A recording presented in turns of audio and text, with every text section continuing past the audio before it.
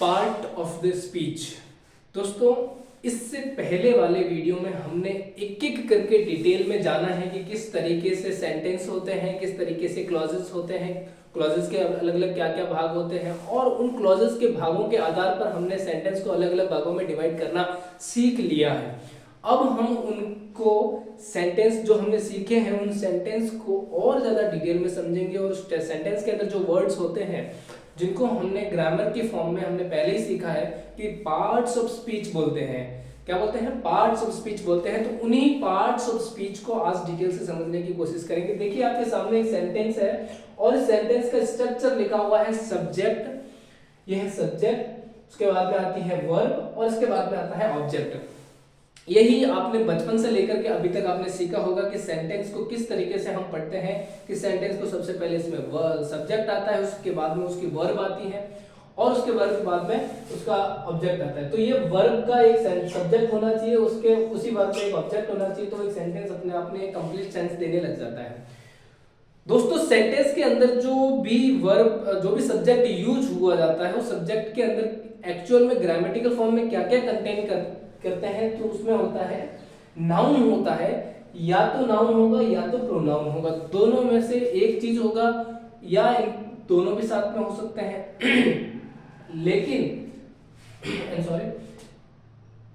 लेकिन इनके अलावा कोई भी दूसरा पार्ट ऑफ स्पीच इसके अंदर कंटेंट कभी नहीं होता है।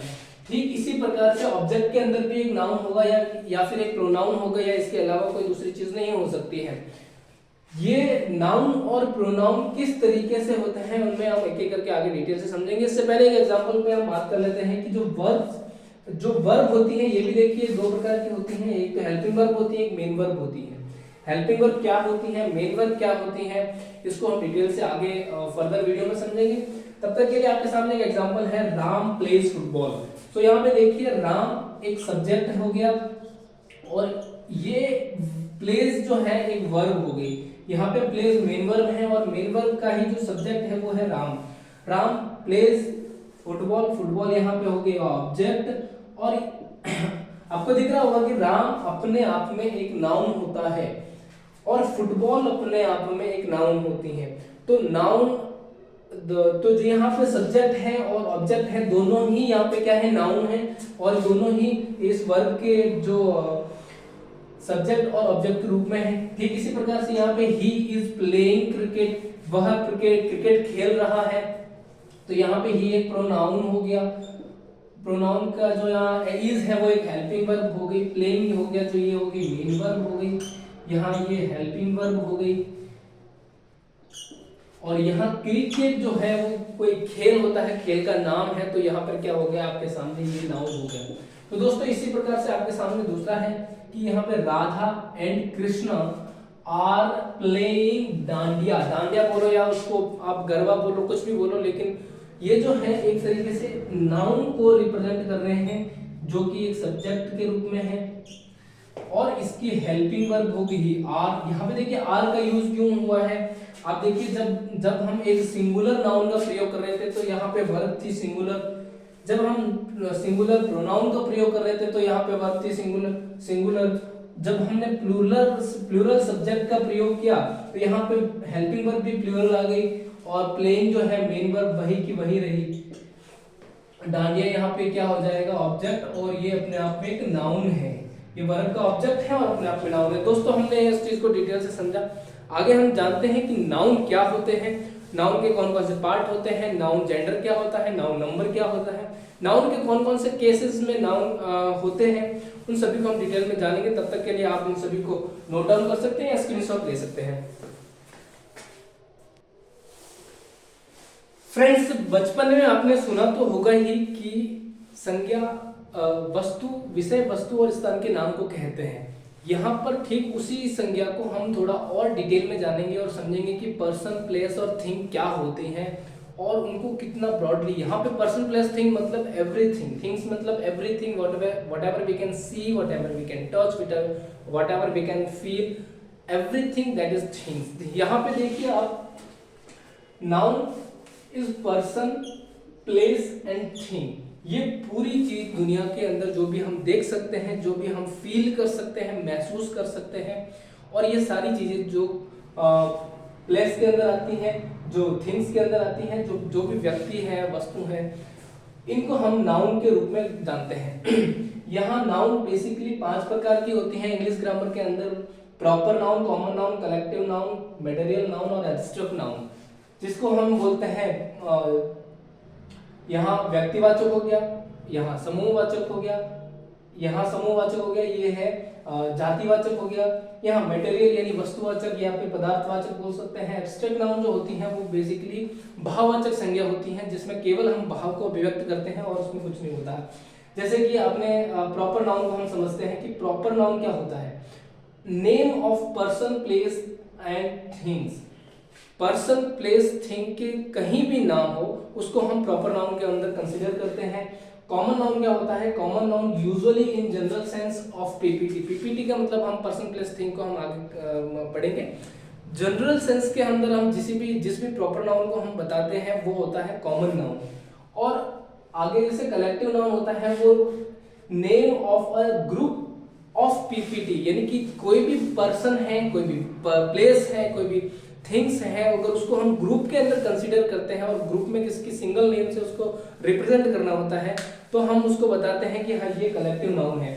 इनको हम एग्जांपल के तौर पे समझेंगे, लेकिन पहले आपको बता देते हैं ये नाउन के टाइप होते हैं।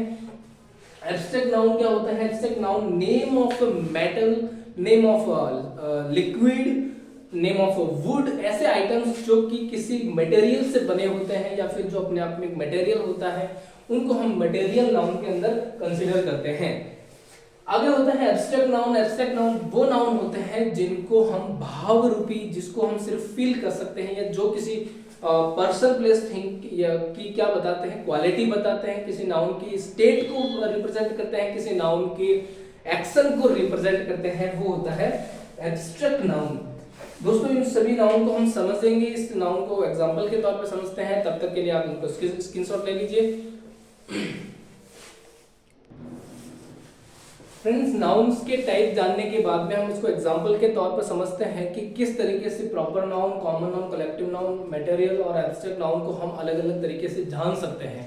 आपके सामने एक एग्जांपल है राम और सीता। एक दो कैरेक्टर है और दो वैसे बहुत बड़े नाम हैं, और इन नामों को हम अगर पर्सनली जिसको ये नाम दें, किसी पर्सन के नाम हमें दिखाई दे रहे हैं, तो जिस भी पर्सन के अगर हमें नाम पता है तो उसको हम प्रॉपर नाउन के अंदर कंसीडर करते हैं।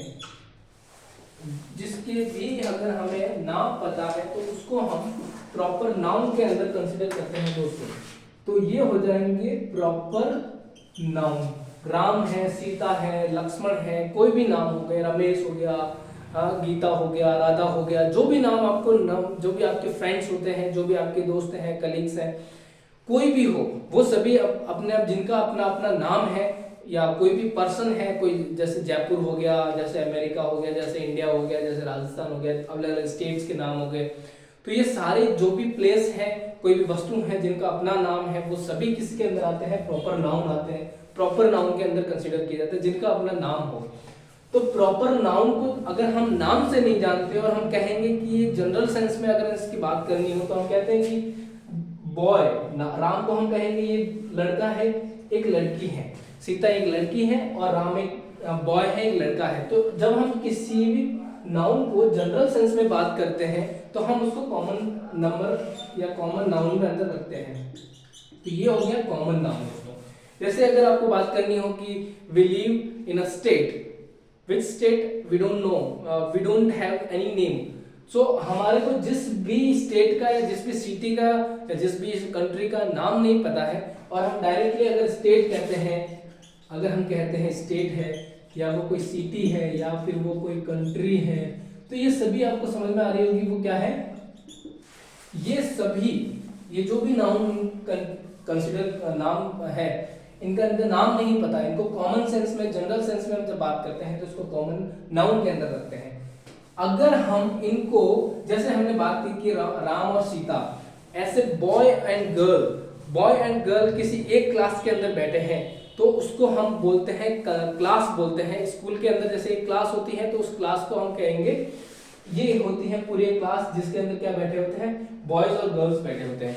तो बॉयज और गर्ल्स को मिलाकर के एक वर्ड जिनके लिए यूज किया जाता है, जिनको बोलते हैं हम क्लास, और इसको हम कहेंगे कलेक्टिव नाउन। दोस्तों आपको समझ में आ रहा होगा कि कलेक्टिव नाउन, कॉमन नाउन और प्रॉपर नाउन में क्या क्या डिफरेंशिएशन होता है। जैसे कि हम सोल्जर्स की बात करते हैं, बहुत सारे सोल्जर्स मिलकर के एक आर्मी का निर्माण करते हैं। बहुत सारे जहाज मिलकर के, जैसे जहाज होते हैं, अलग अलग जहाजों को जैसे जहाजों को एक जगह रख देते हैं तो उनको बोलते हैं हम फ्लीट। बहुत सारे जहाजों का जो कारवां होता है, चल रहा होता है, उनको हम फ्लीट के नाम से जानते हैं। ऐसे ही हम जैसे कि कहते हैं कि बहुत सारी भेड़ें होती हैं तो उनको हम बोलते हैं कैटल बोल देते हैं। जहाँ हम चारागास होते हैं, जो क्या बोलते हैं उनको, जो भेड़ होते हैं, जो अलग अलग जानवर को जो एक झुंड होता है उनको हम कैटल बोल देते हैं। और इसी तरीके से अलग अलग जो से कलेक्टिव नाउन्स होते हैं, जिनकी जैसे ज्यूरी हो गया, तो द ग्रुप ऑफ जजेस को हम ज्यूरी बोलते हैं, ग्रुप ऑफ मेंबर्स को हम कमिटी बोलते हैं। तो इनके कुछ न कुछ ऐसे इंग्लिश ग्रामर के अंदर नेम होते हैं जिनका ग्रुप को हम डायरेक्ट वर्ड से रिप्रेजेंट करते हैं। तो इन तीनों नाउन को आपको समझ में आ रहा होगा। दो नाउन अलग बचते हैं जिनको हम मटेरियल नाउन और एब्स्ट्रैक्ट नाउन, उनको किस तरीके से समझेंगे। Abstract noun and material noun कुछ इस तरीके की नाउन होती हैं। मटेरियल नाउन जैसे ऐसे समझ लीजिए, राम नाम का कोई कैरेक्टर है, कोई स्टूडेंट है जो कि क्लास में बैठा है। अब क्लास में जब बैठा है तो वो एक बोतल लेके बैठा होगा और बोतल के अंदर पानी भरा होगा, तो वो पानी जो है वो अपने आप में एक लिक्विड है, और लिक्विड होने की वजह से वो एक मटेरियल नाउन के अंदर कंसीडर किया जाता है। ठीक उसी प्रकार से ये भी समझ लीजिए, जो तो बोतल बनी हुई है वो भी एक लोहे की बोतल है, और वो बोतल जो है अगर हम इसको कहते हैं आयरन बोतल, तो बॉटल जो है अपने आप में एक नाउन है जो कि प्रॉपर नाउन के अंदर कंसीडर किया जाता है। लेकिन जो आयरन है वो अपने आप में क्या हो गया, मटेरियल नाउन हो गया, क्योंकि वो एक मेटल के बारे में बता रहा है।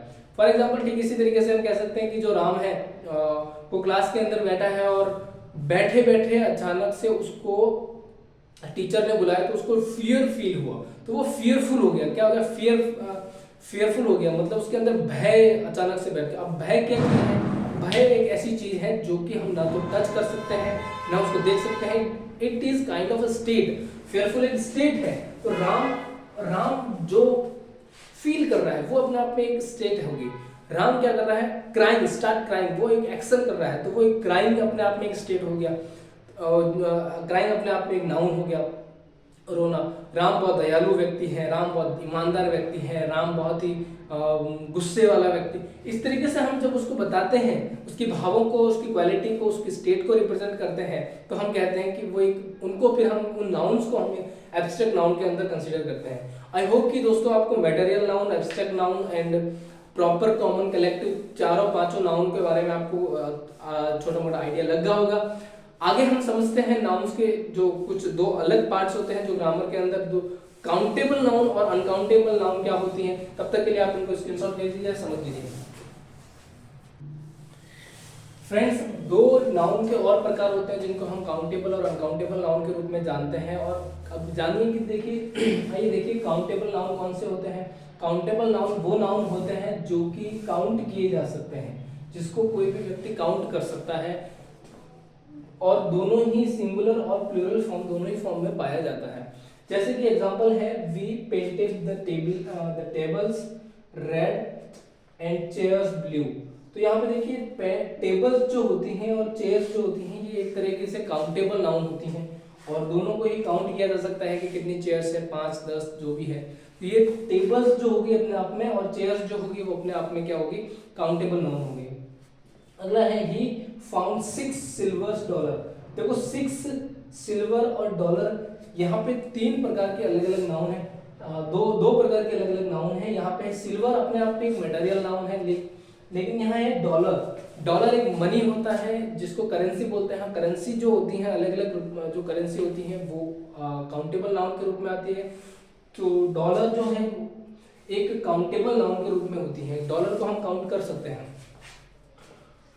यहाँ देखिए uncountable noun that can not be counted, एक ऐसी नाउन जिनको हम काउंट नहीं कर सकते। जैसे कि फॉर एग्जांपल हम देखेंगे ऑक्सीजन एक तरह की गैस है, कोई भी तरह की गैस जो होती है उसको हम काउंट नहीं कर सकते।